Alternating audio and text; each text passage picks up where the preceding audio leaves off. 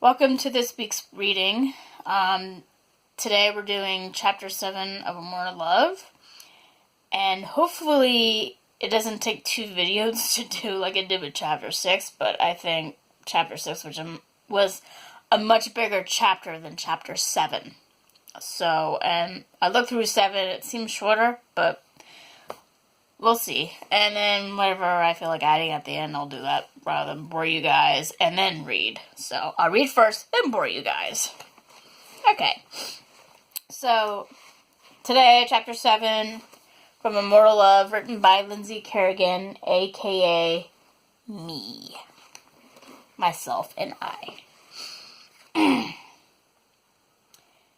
Genevieve's I put Genevieve's verb. No, it wasn't an airplane, but that was me talking like an idiot. Let's see. Genevieve checked her caller ID when she got into the house. She sighed when Lucian's number didn't come up.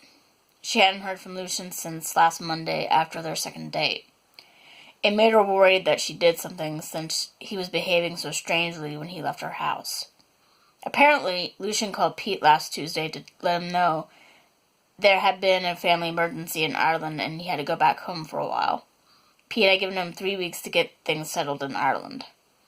She didn't buy that there was a family emergency considering his behavior a week ago. If he had been there... If he had known there was a family emergency before the date, he wouldn't have shown up. At least she wouldn't show up on a date or an outing if something happened to one of her relatives. Everyone from her family to her co-workers had kept asking her for the last week how her date with Lucian was on Monday night. She didn't know how to answer the question. For the most part, it had been great. However, she didn't know how to decipher those last few minutes of that date when he got up suddenly and left. So, since it had gone great for the most part, she told people that the date had gone well. It was annoying, though. It amazed her how much people gossiped in a small town compared to a large one, or a city. She figured that some people couldn't find anything better to do other than to talk about people. She had been happy when she left work after a day of interrogations regarding her date with Lucian and where he was. Since she had already eaten, she was going to take a shower to rinse the grime she collected from work. However, she was going to call Lucian first. The phone rang 6 times before the answering machine turned on. "You have reached the number of Lucian Black," the recording said. "Please leave your name and number. I'll get back to you as soon as possible. If you're a telemarketer, I'm on the no-call list and will report you. If you're a prank caller, don't bother as I will hunt you down." She raised her eyebrow at the last sentence in the recording. He sounded so menacing when he said that. Of course, she couldn't blame him. Prank callers and telemarketers were pains in the ass. Still, she felt a shiver go down her spine at the threat he delivered for prank callers. "Hey, Lucian, this is Genevieve," she said as soon as she heard the beep. "I'm just wondering if everything is okay. I get the feeling that you're mad at me or something. Please call me at 555-0606 when you get this. Bye." She hung up the phone and got into the shower. She heard the phone ring 4 times while she was in the shower and decided to let the answering machine get it. However, none of the phone calls had been from Lucian. One had been from her mother, another one had been from her sister Isis, the third one had been from her other sister Henrietta, and the last one had been from her brother Danny. Another 2 weeks went by, and she still hadn't heard from him. She was beginning to get pissed off at him. If he was mad at her, he should tell her. If he didn't want to see her anymore, that was fine. After all, she had gone 6 months living in Bayhaven without knowing who he was personally, with the exception of her co-workers, talking about him when she worked the day shift. She was watching TV when she got a phone call on Sunday night. "Hello," she said when she picked up the receiver. "Hey, Genevieve," said a familiar black velvet voice. "It's me, Lucian." She felt a mixture of relief and anger when she heard his voice. "Hi, Lucian," she said in a neutral voice. "How are you?" "I'm doing well," he replied. "I got your message." "I see that," she said dryly. "I called to tell you I'm not mad at you." "You're not?" No, why would I be? You were acting strangely when you left here 3 weeks ago. I'm sorry, my dear, he said sincerely. I had received bad news before our date that Monday. However, I didn't want to cancel because I thought it would be rude. I would have understood if you canceled, she told him gently. I know, he remarked a bit dryly. However, I was supposed to call my relative back at 10:30. We were making out. I realized it was 11 o'clock. When we were making out, I realized it was 11 o'clock. I had to go. She thought through what he said. It did make sense, although she still couldn't understand why he didn't cancel their date if something happened to his family. However, she was too busy feeling relieved to care since he wasn't mad at her. I've missed you, he added softly. I've missed you too. I want to see you tonight. What time? 7. That sounds good, she said as she sat up on the couch. We can't hang out that long, though, since I have work tomorrow. That won't be a problem. Okay, I'll see you around 7. Till then, my dear, he said softly as he hung up the phone. ... That's what it is on the page. Lucian arrived at Genevieve's right at time at 7. He had a bouquet of pink roses in his hand and a box of chocolates. Good evening, my dear, he said as he bowed from the waist. She raised an eyebrow. That had been old-worldly. He gave her the flowers and chocolates. I'm so sorry that I made you think I was mad at you, Genevieve, he said sincerely. Apology accepted, she said as she took the chocolates and flowers from him. Just let me know next time when an emergency arises. I was worried sick. Your wish is my command, he said as he bowed again from the waist. I love roses, she remarked as she smelled them. They're very beautiful. He brushed her cheek with the back of his hand. Just like you are, my dear. She blushed. Excuse me. Give me a sec. Okay. Where did I leave off now? Yeah, here we are. She blushed. I should put these in water.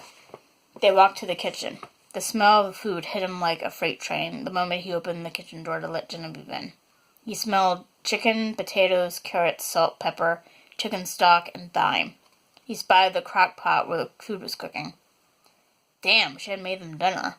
He couldn't eat. It wasn't fatal for a vampire to eat solid food. However, it made them very sick to their stomach. Of course, they could give the illusion that they were eating. He could do that if it became necessary. I made chicken stew for dinner, she told him, interrupting his thoughts. He suddenly had an idea to get out of eating tonight. You're going to be mad at me. She raised an eyebrow. Why? I can't eat this. Why? I'm a vegan, he lied. I'm sorry, I should have told you. It's okay, she said softly, though he could tell she was disappointed. Do you want to eat something else? No, it's okay, dear. Are you sure? Positive, he replied with a smile. I can just watch you eat.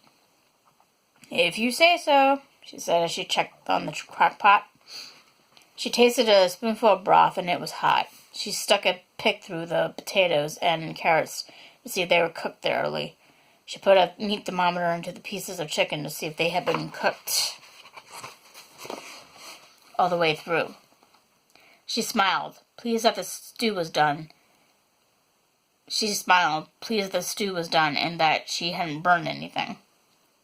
She walked to the dining room where she had set the table. There were 2 soup bowls placed opposite from each other on the white tablecloth. Spoons had been placed next to them on the right.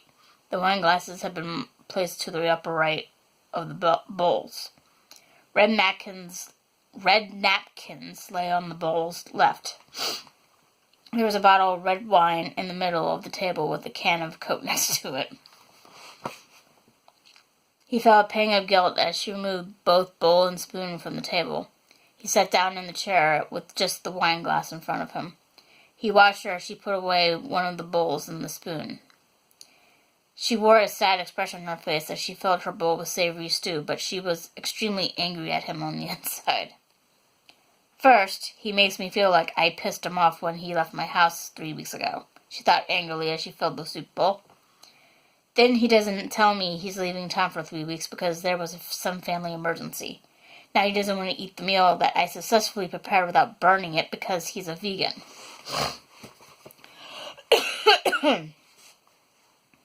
He smiled in amusement as he read her mind. She's quite the little spitfire. Maybe she was temperamental as she claimed she was. He wiped his silly grin off his face as she joined him at the table.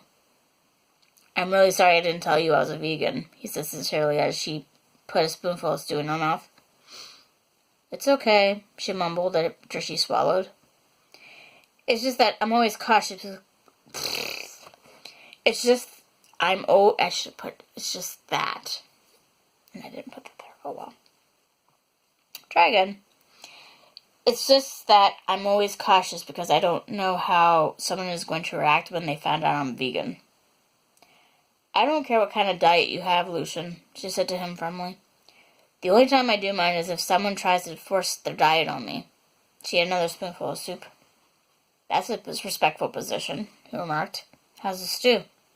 Very tasty, she said before she ate another spoonful. They sat in silence as she continued to eat her dinner. Again, it didn't feel weird to eat while he watched as he sipped on a glass of red wine. So, what happened? She asked when she was done eating. What happened with what? He asked, clueless. She raised an eyebrow at him. What happened with your family? He mentally smacked himself. Oh, my nephew died. I'm sorry to hear that, she said sincerely as she reached across to pat his hand. Can I ask how? He drowned. She cringed. How old was he? 20. How did he drown? He's a fisherman, he explained. They were in a storm. The boat capsized while he was below. He hit his head and lost consciousness.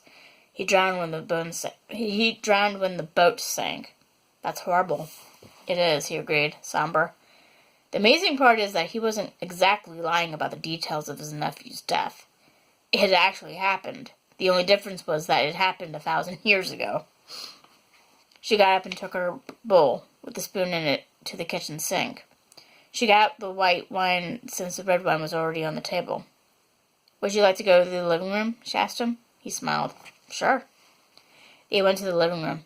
They lit a couple of candles that were on the fireplace mantel, coffee table, and table stands. The room now had a nice glow to it. It smelled nice, too. Lucian had noticed. It smelled like vanilla. After she was done lighting the candle, she joined him on the couch. So how was work while I was away? He asked curiously. Boring, she replied as she poured him a glass of wine before filling her own glass. Just the way I like my shifts. I gotta admit that there were times where I treasured the boredom, he remarked. Then there are times where I love the drama. Have you ever had trouble with that couple? She asked him. You know, Don and Glenn. Yeah, with Dawn, he replied after he took a sip of wine. She's just very disrespectful to people. She thinks most people are beneath her. I got that impression.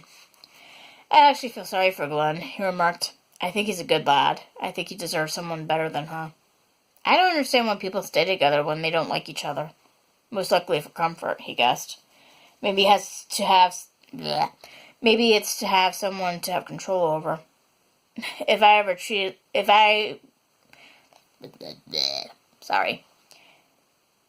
ever treated like that, I would leave. I don't blame you, love, he agreed as he put his arm around her. I wouldn't want to stay with someone who treated me that way either. So it's agreed, she said as she raised her wine glass. If either one of us starts treating the other one like crap, the relationship is over. Precisely.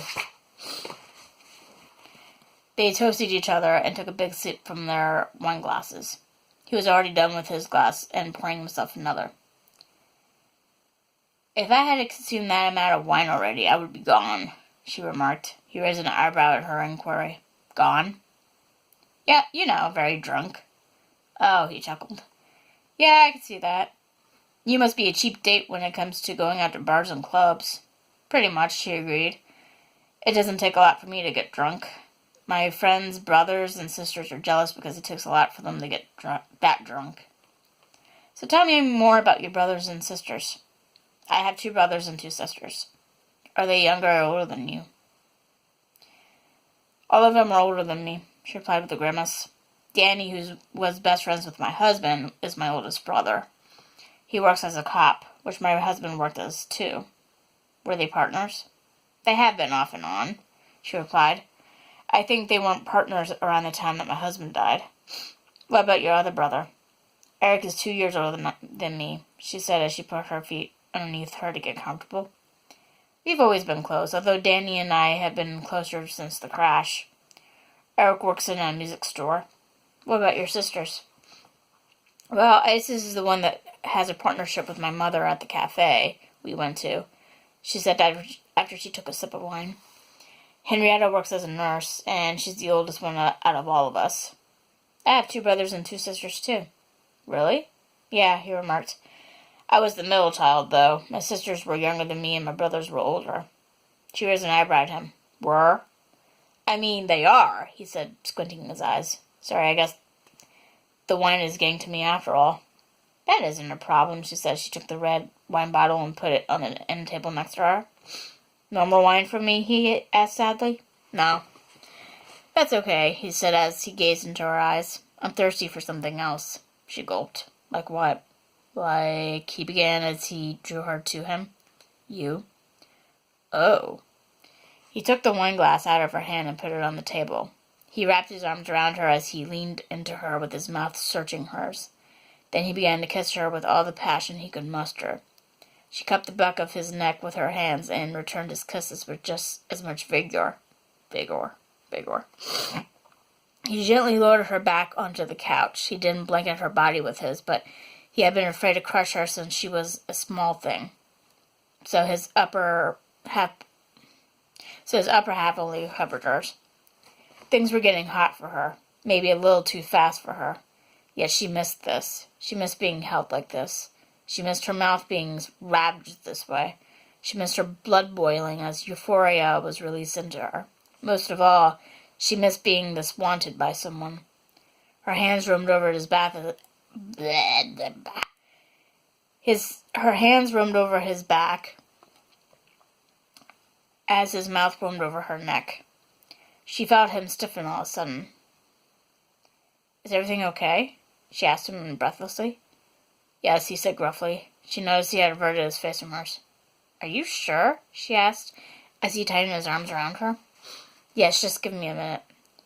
He couldn't let her see his face. His fangs were out and his eyes were blazing red as his hunger had been stirred to life.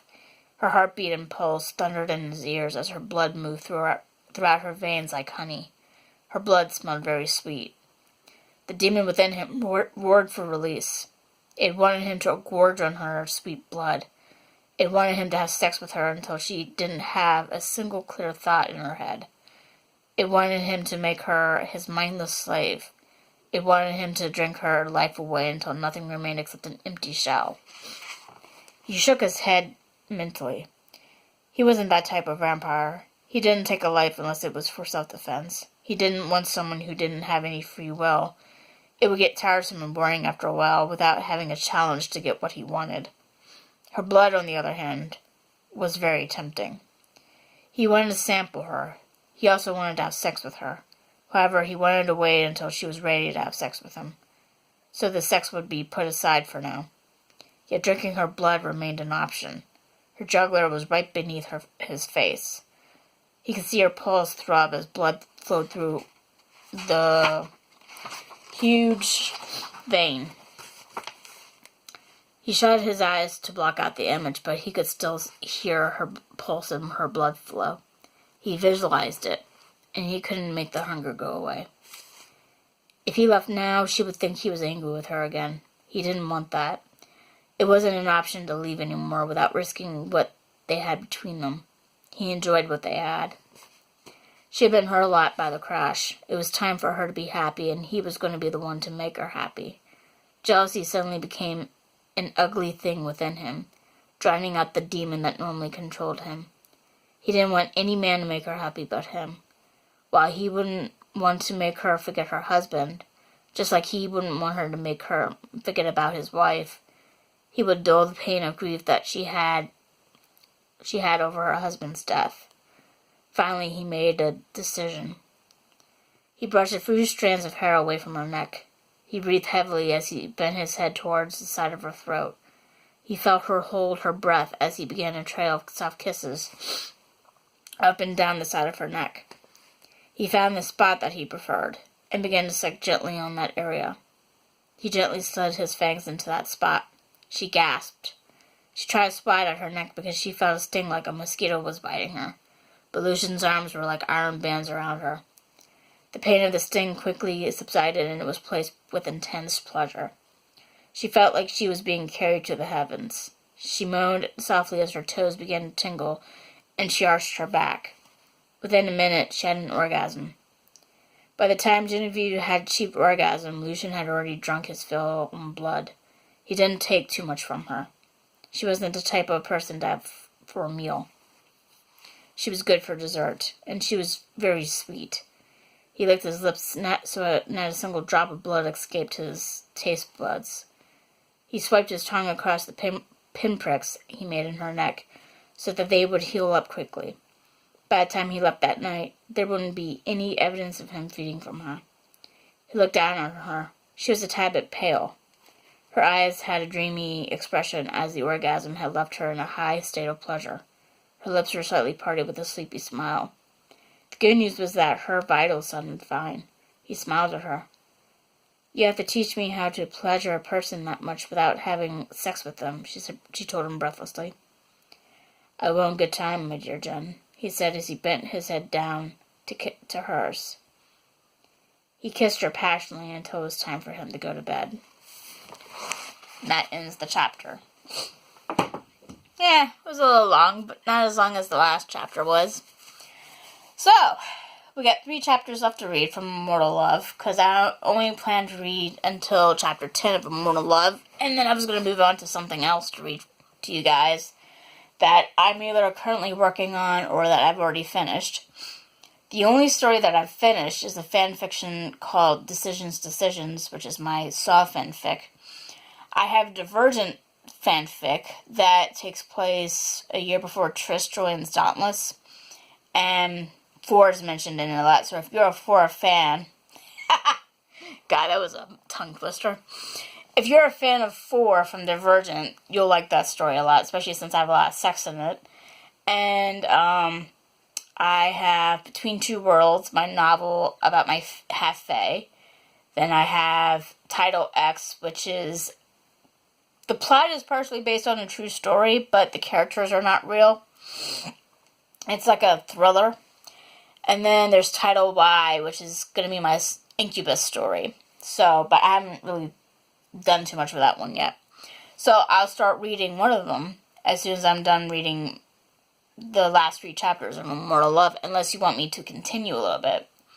I don't want to read the whole entire book because then people won't buy my book or download it. So this is all a huge taste, a huge sampling of what Immortal Love offers and stuff. So, and let's see, anything else? When I read, if I make a mistake or whatnot, I'm gonna try to go through it rather than pause and complain about it. Or if I mess up something in my writing, I'll go through with it and stuff.